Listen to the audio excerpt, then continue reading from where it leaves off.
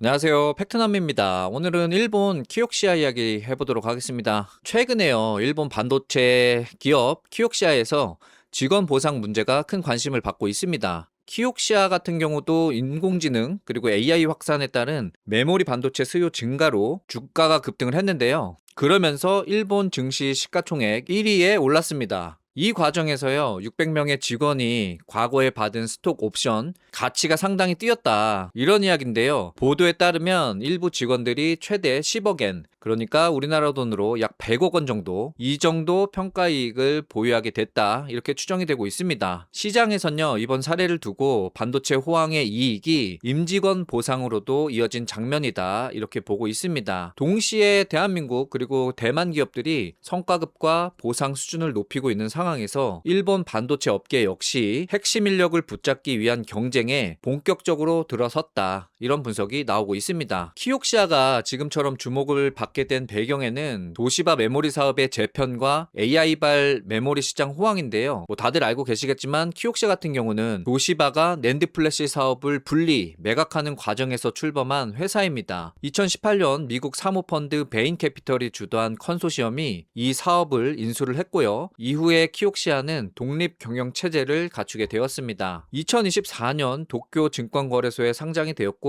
최근에는 AI 서버와 데이터 센터 투자 확대에 힘입어 메모리 반도체 수요가 빠르게 늘어나고 있습니다. 특히 이 낸드 플래시 메모리 가격이 오르면서 실적 기대도 커지고 있습니다. 그래서 이런 흐름이요, 주가 상승으로 이어졌고, 키옥시아가 한때 도요다와 소프트뱅크를 제치고 일본 증시 시가총액 1위에 올랐습니다. 그래서 이 회사 가치가 급격히 커진 만큼 그 성과를 직원들에게 어떻게 나눌지, 이러한 내용들이 중요한 경영 과제로 떠오르고 있습니다. 이 키옥시아의 스톡 옵션이 주목받은 이유는요, 보상 대상이 최고 경영진에만 한정되지 않았기 때문이다, 이런 분석인데요.